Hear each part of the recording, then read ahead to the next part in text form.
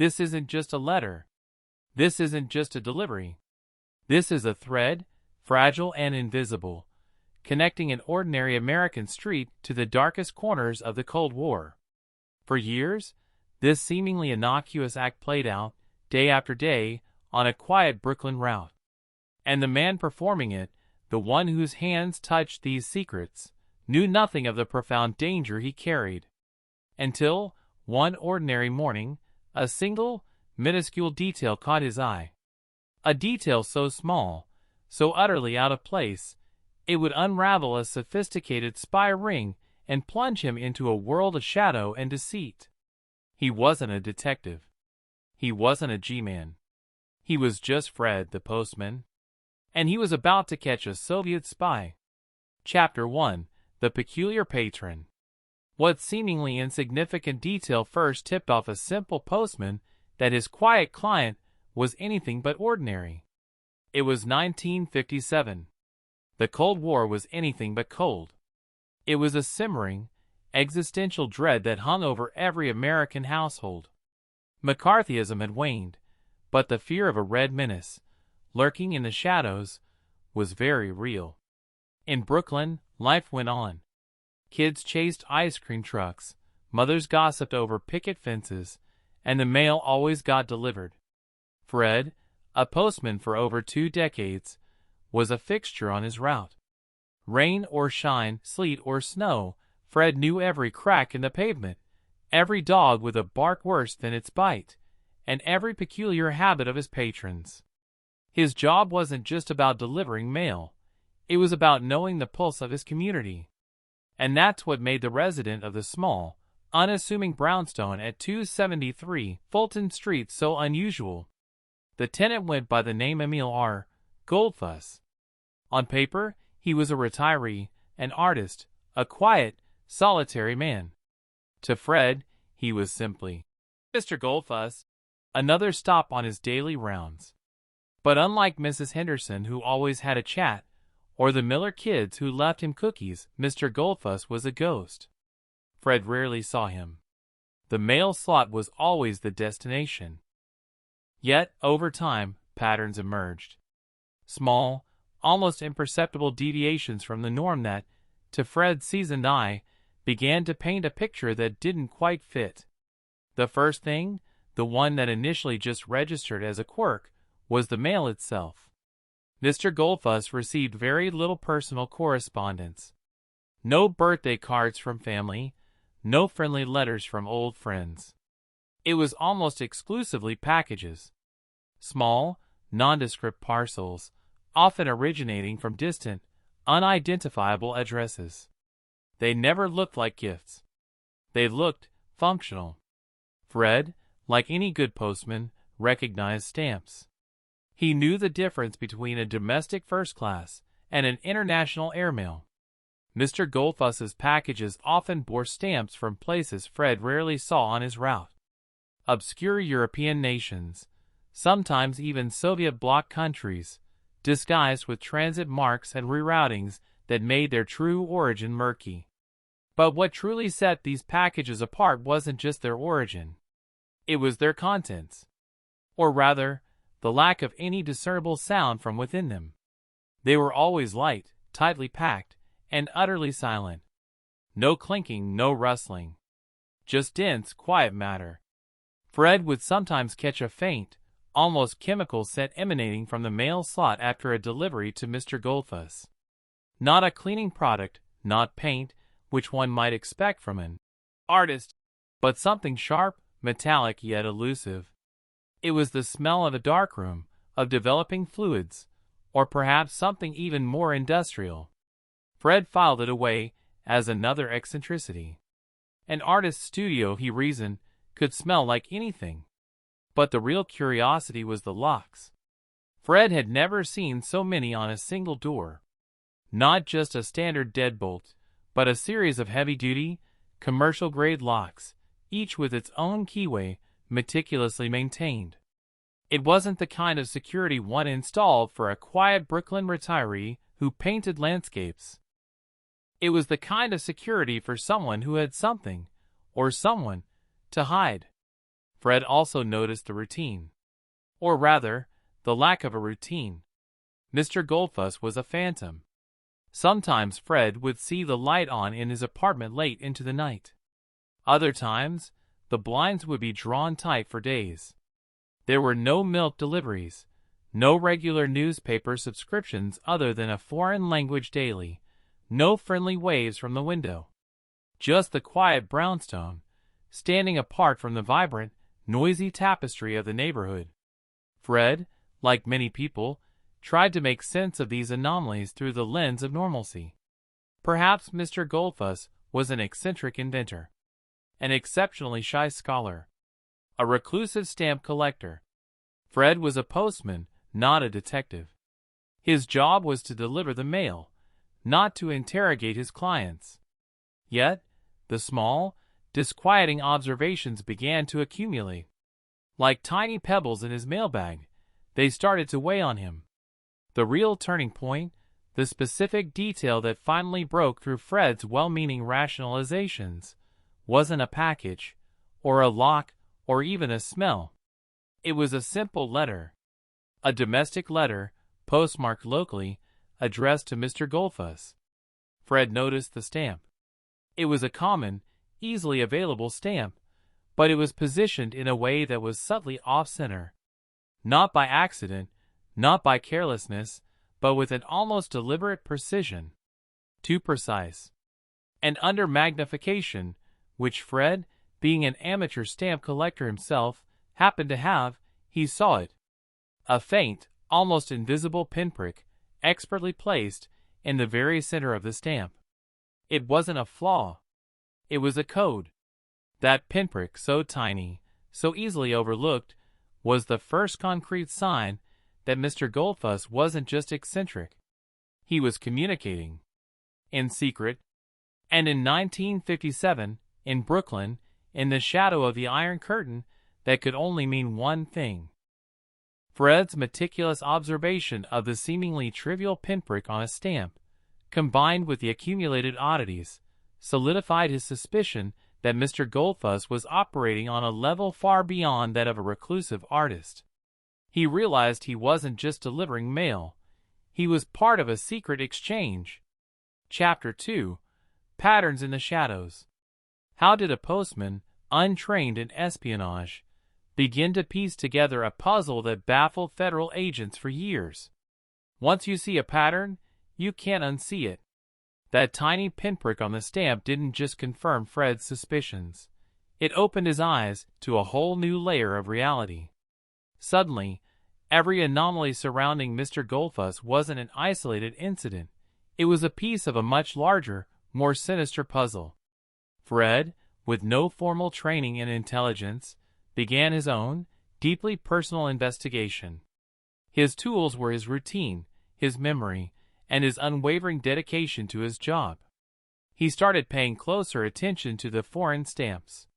He'd seen them before, but now he noticed a deliberate sequence, a progression of countries that seemed to follow a coded itinerary. Some bore the markings of obscure transit points, carefully designed to obscure their true origin behind a veil of bureaucracy. They were like breadcrumbs, meticulously laid, designed for a specific recipient, and now, unintentionally, for Fred. He began to mentally catalog them, linking them to world events he read about in the morning paper. The Suez Crisis, Sputnik's launch, rising tensions in Berlin. It all started to coalesce. Then there were the dead drops.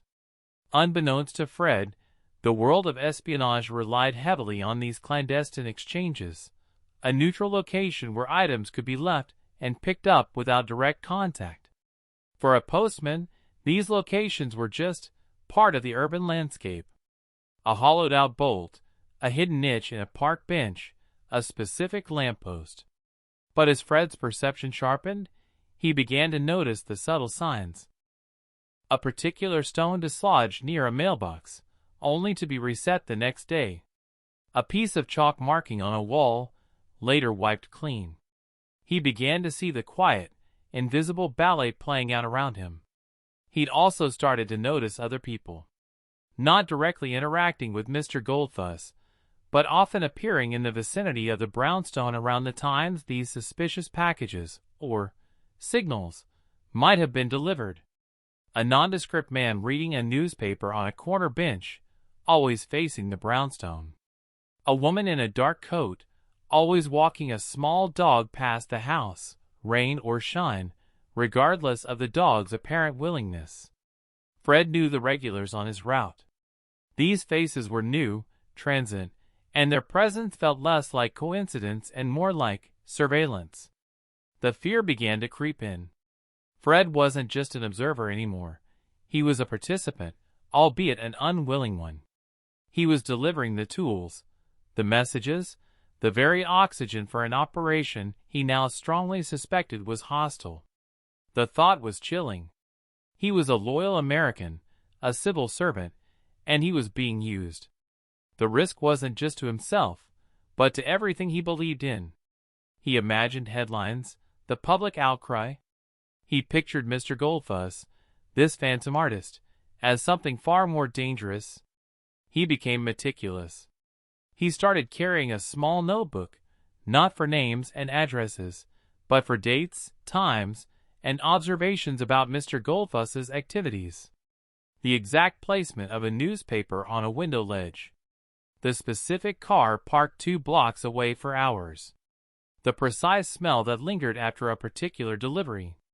He even began to make crude sketches of the foreign stamps, noting their country of origin and any unusual markings. He was building a case, piece by painstaking piece, in secret, against a man he barely knew. One afternoon, Fred had a registered letter for Mr. Goldfus. It required a signature. This was a rare occurrence, usually the only time Fred might have a direct encounter. He knocked. No answer. He knocked again, louder. Still nothing. But as he pressed his ear against the door, he heard it, a faint, almost imperceptible clicking sound, followed by a low hum. It wasn't a radio. It wasn't a television. It was rhythmic, mechanical, and utterly foreign. It sounded like a specialized piece of equipment, operating quietly behind multiple layers of soundproofing. And through a tiny crack in the drawn blinds, he thought he saw a flicker of light, not from a lamp, but from a screen, or perhaps a rapidly flashing bulb. That sound, that flicker, was the delayed payout. It wasn't the sound of an artist at work. It was the undeniable sound of technology, communication technology, operating in secret. Fred, the postman, hadn't just identified a system of eccentricities. He had identified a method, a pattern of mail, clandestine meetings, subtle signals, and hidden equipment. He understood that Mr. Goldfus wasn't just eccentric, he was operating an elaborate, intricate network. He was a cog in a vast, unseen machine. A machine designed to steal secrets, to undermine the very fabric of the country Fred served. Fred, through sheer observational tenacity and his unique vantage point, had moved beyond mere suspicion.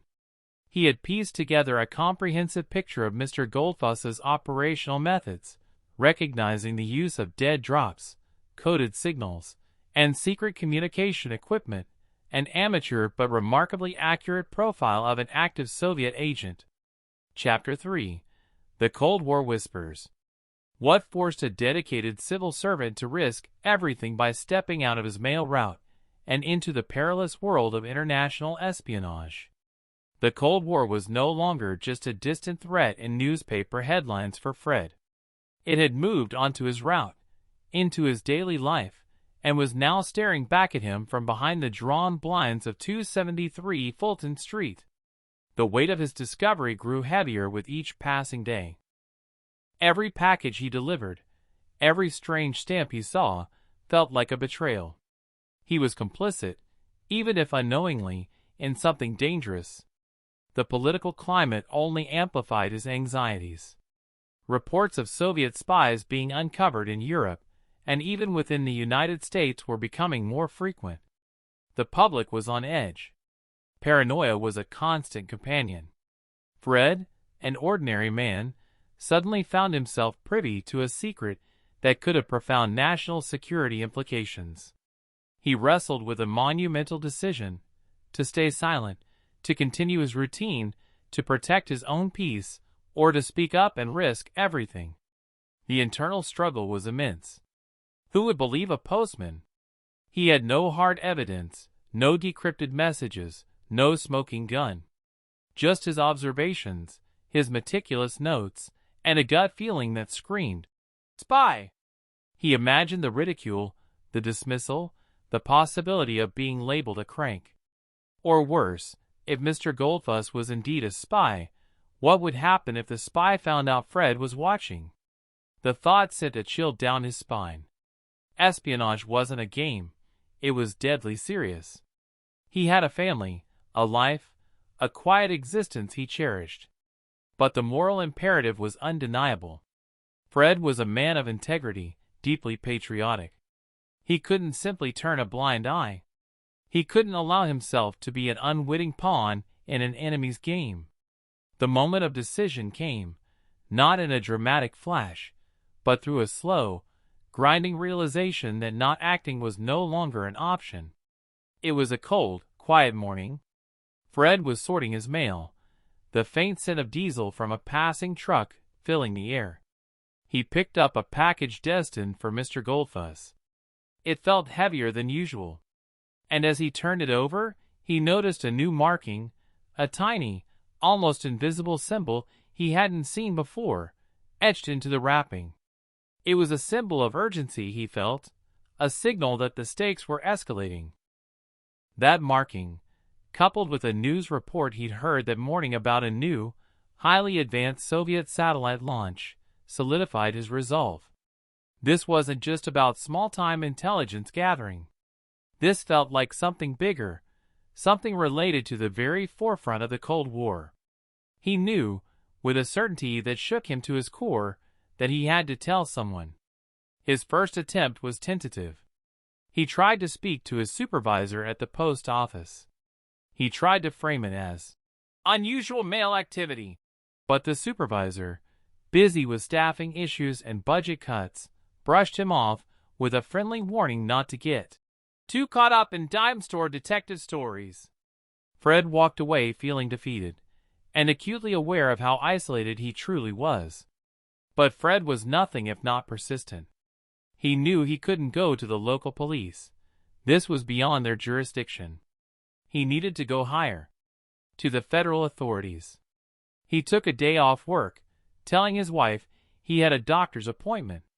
Dressed in his best suit, clutching his small, worn notebook filled with dates, observations, and crude sketches, he walked into the imposing building of the Federal Bureau of Investigation in New York City. He expected skepticism. He got it. He sat in a sterile waiting room for hours, feeling invisible, just another crank with a wild story. When an agent finally saw him, the initial impression was exactly what Fred feared. The agent, a stern, tired man named Agent Davies, listened patiently, but with an air of polite disbelief. A postman, claiming to have uncovered a Soviet spy based on pinpricks and peculiar package smells? It sounded like the plot of a pulp novel.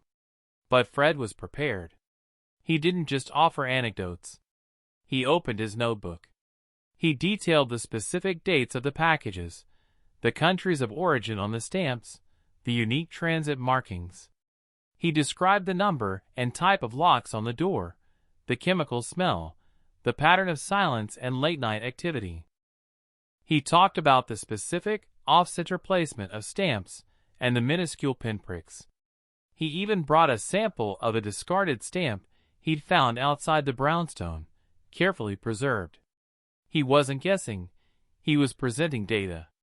The data of a meticulous, dedicated civil servant who knew his route better than anyone else. He spoke with quiet conviction, his fear momentarily overshadowed by a surge of civic duty. He wasn't trying to be a hero. He was simply reporting what he saw, what he knew, what he could no longer ignore. That quiet conviction, backed by the sheer volume and consistency of his observations began to chip away at Agent Davies's disbelief. Fred wasn't a rambling conspiracy theorist. He was methodical. He was precise. And Agent Davies knew the FBI had been tracking rumors of a sophisticated Soviet spy operating in Brooklyn for some time, an agent known only by a few code names, but whose exact location and methods remained elusive. Fred's seemingly insignificant details, suddenly, weren't so insignificant after all. They were a vivid, on-the-ground account that resonated chillingly with fragmentary intelligence they already possessed.